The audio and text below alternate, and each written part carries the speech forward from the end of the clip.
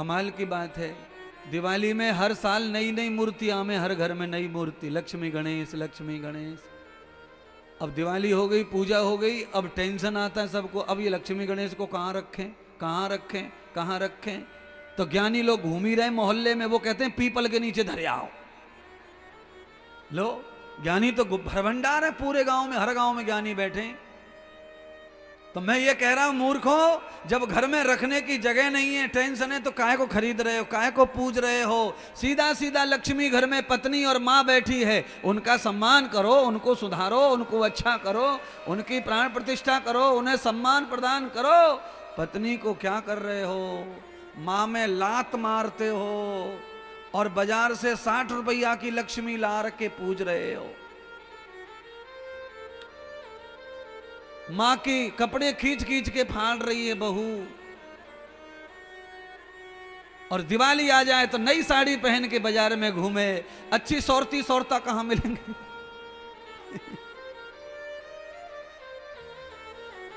अच्छी लक्ष्मी ढूंढ रही है। अरे माँ, ओ बहू रानी, अच्छी वाली लक्ष्मी तो तूने रुला करके खटिया में डाल रखी है, और ये यहाँ मिट्टी से बनाई लक्ष्मी रंग के पोत के धर दी है सबको उल्लू बनाने। ये अच्छी वाली नहीं, अच्छी वाली तो घर पे ही है जिसने तुझे पति दिया, पति।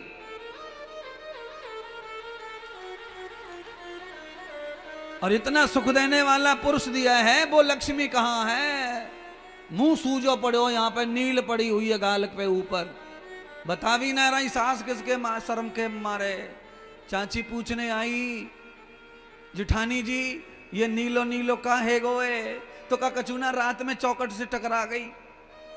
कैसे बताया कि छोटी बहू ने कुटाई की है।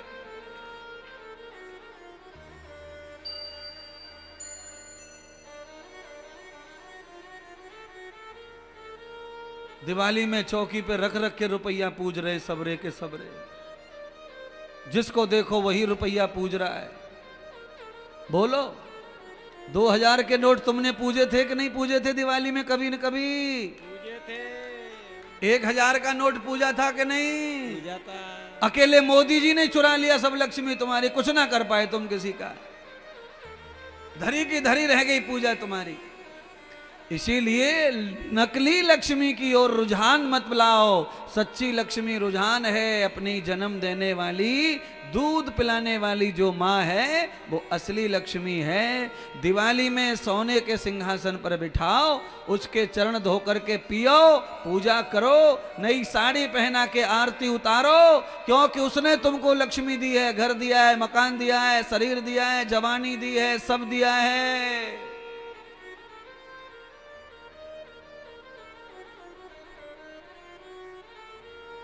तो महाराज ये रुपया पूजना सब बकवास है, नकली है, बिल्कुल नकली है ये तो, इसमें कोई असली नहीं है, ये बनावटी है सब। और रुपया पूजने से अगर रुपया बढ़ गए होते तो कोई गरीब दुनिया में रहता नहीं। बोलो, रुपया पूज के फिर काहे को सवेरे नौकरी पे जामे, काहे को तकलीफ में पड़ते हैं। रात को पूज दिए रुपया चौकी पे धर के। इतने मतलबी हैं तुम सब। लक्ष्मी का पूजन होता है तब तक तो गणेश और लक्ष्मी को बड़े संभाल के रखें। नेकू गिर गए तो छोरा पे टूट के पड़े, लुगाई तेरी फूट गई है, लक्ष्मी गिराई दी तेने, पाप लगेगा तुए। और जैसे पूजी दिवाली के दिन भैया द्योज को दिन आए और लक्ष्मी अपने आप मुंह फुला के पड़ी है चौकी पे, कोई ना पूछ लो। बस जब तक पूजना रही तब तक हाय लक्ष्मी हाय लक्ष्मी हाय गणेश, और पूजने के बाद में सीधे गणेश जमुना जी में। तुम्हारे ही माथे की फूट गई है, पागल हो गए हो हिंदुओं। गणेश पूजना है, लक्ष्मी पूजनी है तो खूब पूजो मूर्तियों के रूप में, पर फिर उनको फेंका फांकी अपमान मत करो, उनका सम्मान करो, परमानेंट रखो। लक्ष्मी घर में परमानेंट है ही मौजूद।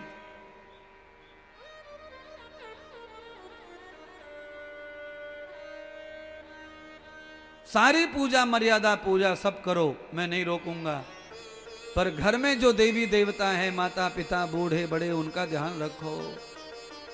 है भगवान भोलेनाथ के ऊपर दूध मिला के, चीनी मिला के, बेल पत्तर न जाने क्या क्या चढ़ाने को टाइम मिलता है, पर घर में बूढ़ी अम्मा दादी को दूध पिलाने, चाय पिलाने का किसी पे टाइम नहीं है।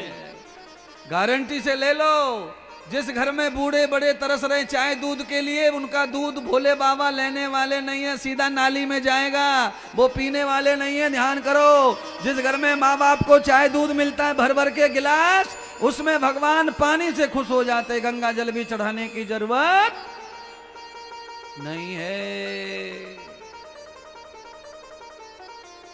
सच्चे देवता ये तो शिव जी की जो पिंड है पत्थर की, वो तो काल्पनिक हमारी मान्यता की है।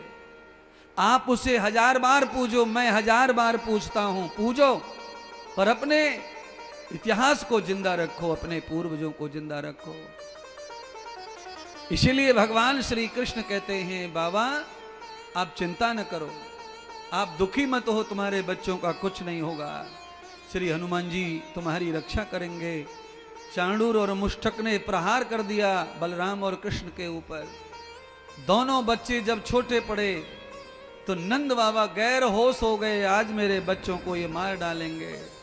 चक्कर खा के गिर पड़े। नंद बाबा को भगवान ने गिराया, मूर्छित किया, जिससे उन्हें पता ही न चले लीला कैसे हो गई।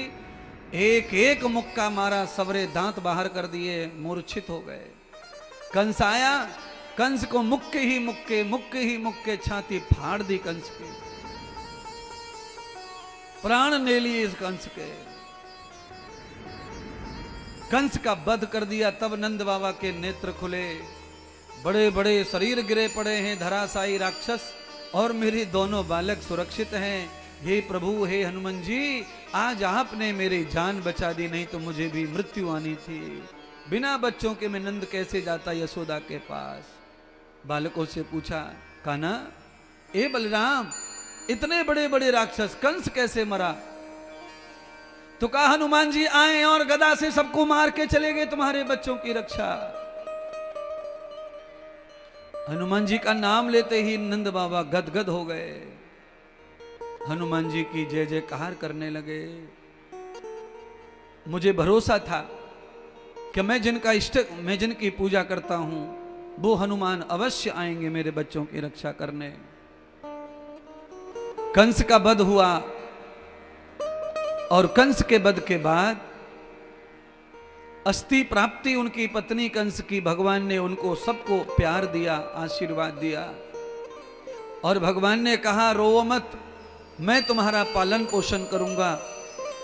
तुम्हारा पति मुक्त हो गया है, वो महापापी, मृत्यु के समय उसने भगवान विष्णु का दर्शन किया है, इसलिए उसका अवश्य ही कल्याण हुआ है। 11 वर्ष की कहकर गए थे नंद बाबा, माफ करना यशोदा, और देवकी और वसुदेव से आज पूर्ण 11 वर्ष होते पहुंच गए जेल में। देवकी और वसुदेव को जेल से मुक्त कर दिया हथकड़ी बेड़ियों से, सारे दुख दर्द पीड़ा समाप्त हो गई। अपने श्री नाना जी महाराज उग्रसेन जी को भी मुक्त कर दिया, यमुना में स्नान करा करके सिंहासन पर बिठाकर मुकुट पहनाया, और बुढ़ापे में पुनः राजा बना दिया मथुरा का भगवान ने महाराज उग्रसेन जी को। आइए, भगवान की इस परम लीला के बाद प्रभु ने कहा, बाबा अब मुझे मथुरा में नहीं रहना है, मुझे अब किसी महात्मा संत ज्ञानी के चरणों में वास करना है।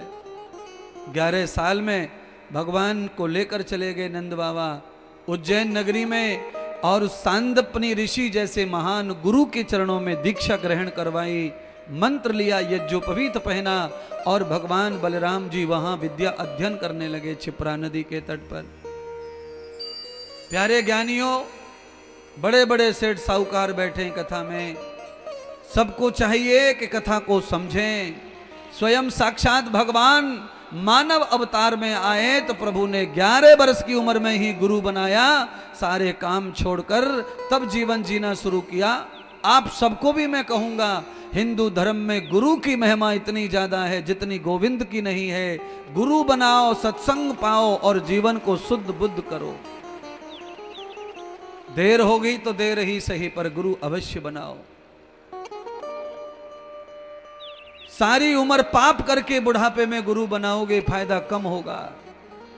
गुरु बनाने का शास्त्र भागवत कह रही है कि 5 वर्ष में 11 वर्ष तक बचपन में गुरु बनाना चाहिए और गुरु बना करके उन्हीं गुरुदेव के पास में शिक्षा अध्ययन करना चाहिए। पहले ऐसा ही होता था। भगवान कृष्ण बलराम जी के साथ में पढ़ने लगे, सब अष्टाध्यायी पढ़ी, व्याकरण दर्शन पढ़ा, उपनिषद वेद पढ़े, सुदर्शन चक्र का ज्ञान लिया और साथ में मित्रता बढ़ाते हुए सुदामा और श्री उद्धव जी को अपना परम मित्र बनाया। ऐसे परम ज्ञानी उद्धव जी मित्र बने। ऐसे परम पावन परम भक्त ब्राह्मण कुल में पैदा हुए सुदामा भी कृष्ण के मित्र बने। दोनों मित्रों के साथ प्रभु ने अलग अलग लीलाएं की। आज गुरु माता ने सुदामा को चना दिए, गुड़ दिया और कहा जाओ कृष्ण को देना खाने के लिए। वो सुबह से गया है हवन की लकड़ी तोड़ने जंगल में, भूखा होगा। लेकर सुदामा मार्ग में चना गुड़ खा गए और श्याम सुंदर से उन्होंने झूठ बोल दिया कि आज आश्रम में नाश्ता नहीं बना है, इसलिए हे कृष्ण आज तुमको भूखा रहना पड़ेगा।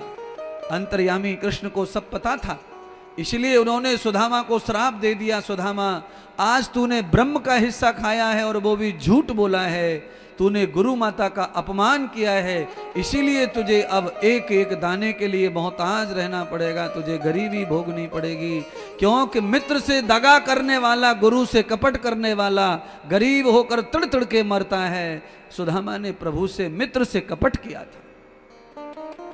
एक ही कपट करने से भगवान ने सुदामा को इस हालत में डाल दिया।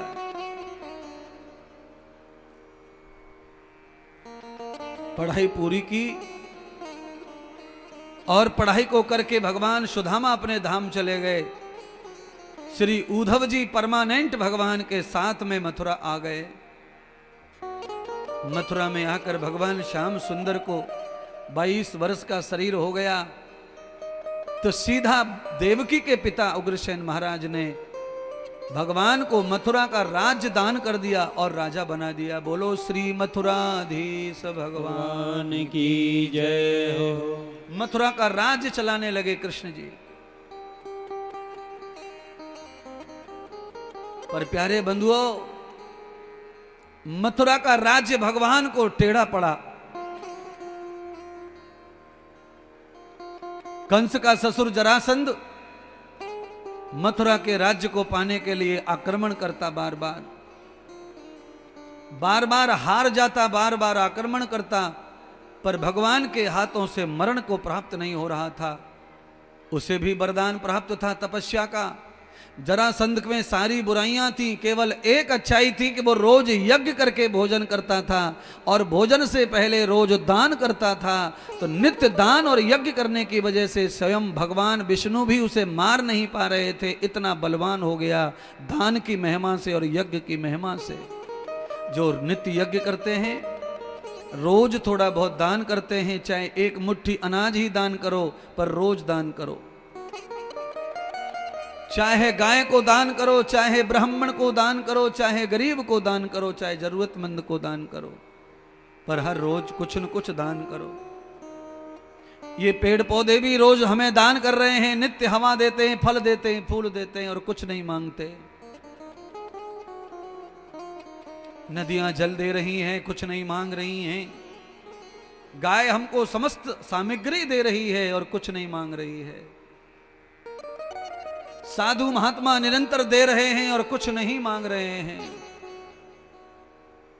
प्यारे बंधुओं, सदगुरु भगवान सुखदेव कहते हैं, राजन 17 बार जरासंध ने युद्ध किया, अंत में भगवान दुखी हो गए। इस दुष्ट जरासंध की वजह से पूरा मथुरा दुखी है, परेशान है। इसे मार दूं तो ब्रह्मा जी का अपमान हो जाएगा। और ब्रह्मा का अपमान करना उचित नहीं है, नहीं तो ब्रह्मा का कौन सम्मान करेगा।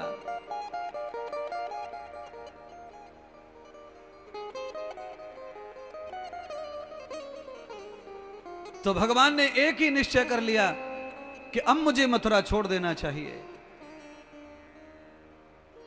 मथुरा छोड़ने के लिए भगवान ने विश्वकर्मा जी को बुलाया और कुबेर देवता को बुलाकर कहा, जाओ दोनों, जहां सूर्य अस्त हो जाता है वहां समुद्र में मेरे लिए शांति के लिए भवन बनाओ। जिस भवन में रहकर मैं शांति को प्राप्त हो जाऊं, मैं बहुत अशांत हो गया हूं। राजा बनने के बाद में भगवान इतने अशांत हो गए कि रात भर सोते नहीं थे, दिन भर खाते नहीं थे और रोते रहते थे। उद्धव जी उन्हें समझाते थे, इतना बड़ा हो गया है, आज भी क्यों रोता है। तो भगवान कहते, माँ की याद आती है, राधा की याद आती है, गोपियों की याद आती है, गौओं की सेवा की याद आती है, ग्वाल वाल सखाओं की याद आती है। तो बलराम जी सुनते रहते, हंसते रहते।